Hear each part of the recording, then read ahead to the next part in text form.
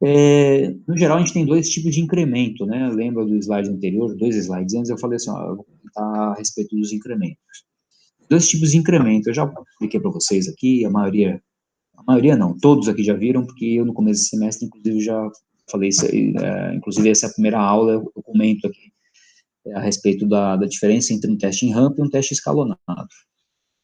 Teste em rampa, um teste em que se faz incrementos na carga de trabalho, ou seja, na intensidade. Se for um teste de ciclo ergômetro, na resistência que vai na frenagem, né, ao pedal ou à roda da bicicleta, o tamanho da resistência à frenagem da bicicleta é o que tem intensidade no exercício. Se for um teste em corrida em esteira, é a velocidade, se for um teste de caminhada na esteira, é a inclinação. Esse a gente dá o nome de carga de trabalho. Um teste em rampa é um teste que faz incrementos na carga de trabalho ao longo do tempo de forma contínua. O ergômetro ele tem que ter uma interface para monitoramento por meio de um software,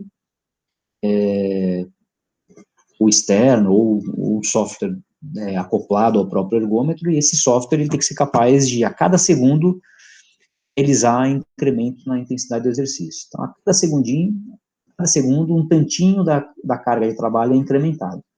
Isso é feito segundo a segundo, ao longo de todo o teste.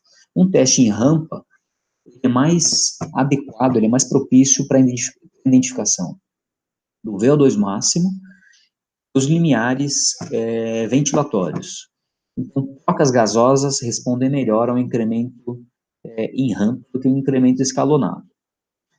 Se for um incremento escalonado, a gente está falando que a carga de trabalho é incrementada sempre por saltos, né, degraus, ela permanece um tempo. Então, a carga de trabalho, aqui a carga inicial, porque fosse um teste em bicicleta, uma carga inicial, por exemplo, de 50 watts, o indivíduo fica um tempo naquela carga de 50 watts, geralmente 1 minuto, tem testes que são 2, tem testes que são 3, a gente vai falar agora já da duração disso, mas o indivíduo fica um tempo, permanece um tempo, né, nesse degrau aqui, nessa carga de trabalho de 50 watts, e depois, ao final daquele tempo pré-determinado, por exemplo, 1 minuto, a carga é aumentada em, sei lá, 25 watts, então vai para 75, o indivíduo fica mais um tempo de igual tamanho, tá? Se vocês estiverem vendo muito diferente aqui, é que na hora de fazer o slide não ficou muito bom. Que está a metade do tempo aqui. Na verdade, esse tempo aqui, essa duração aqui é igual a essa, que é igual a essa, que é igual a essa, que é igual, que é igual, que é igual, e assim vai. Aí a carga agora é de 75 watts, o indivíduo fica o mesmo tempo, a mesma duração de 1 minuto, 2 ou 3, se for o caso, aumenta mais 25, vai para 100, fica o mesmo tempo, e assim vai. A gente chama de teste escalonado, porque o incremento lembra uma escada.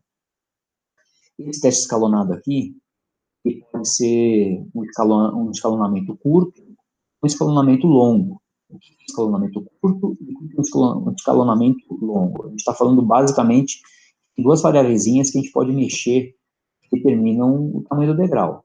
Uma é a altura do degrau, a outra é a duração do degrau. Quando a gente está falando de curto ou longo, a gente está falando da duração do degrau. A duração do degrau é o tempo que o indivíduo fica naquele incremento. Mas há a possibilidade também de a gente mexer na altura do degrau, né? Eu dei um exemplo aqui de incremento de 25 watts a cada minuto, mas a gente poderia fazer um incremento de 50 watts a cada minuto. Um incremento de 100 watts a cada minuto. O que é mais adequado? Depende da configuração disso aqui, tá? Um teste com incrementos muito abruptos, ou seja, de degraus, de altura de degrau muito grande, de um estágio para outro, é um teste que normalmente vai induzir fadiga muscular de forma mais rápida, consequentemente, vai ser mais difícil a identificação desses parâmetros de aptidão aeróbica. Então, testes mais suaves, que têm altura mais suave, graus menores, né, mais baixos, são testes mais propícios para a identificação de consumo máximo de oxigênio e limiares ventilatórios. Só que se o degrau do teste for muito, muito baixo, ele vai demorar muito tempo, né? Esse exemplo que eu dei aqui, eu dei 25 watts. Se a gente colocasse 10 watts de incremento, É muito tempo, é muito baixo a fazer um incremento. O indivíduo fica muito tempo em baixas intensidades. Demora muito para, o teste demora muito para aumentar a intensidade. Consequentemente, demora muito para levar esse indivíduo à exaustão. Quando o indivíduo entra em exaustão, ele, muito provavelmente, ele já tem um efeito residual ali da duração do teste que está interferindo na possibilidade de levar o sistema cardiopulmonar dele ao máximo. Lembra que o objetivo do teste é levar o trabalho cardiopulmonar que o indivíduo tem ao máximo. Se o indivíduo já se cansou ali, já teve o aparelho locomotor dele cansando ali, porque o teste faz incrementos muito curtinhos, a chance do aparelho locomotor suportar o esforço para levar o sistema cardiopulmonar ao máximo é menor. Assim, para levar o sistema cardiopulmonar ao máximo, o aparelho locomotor tem que ir em ordem, né? Digamos assim.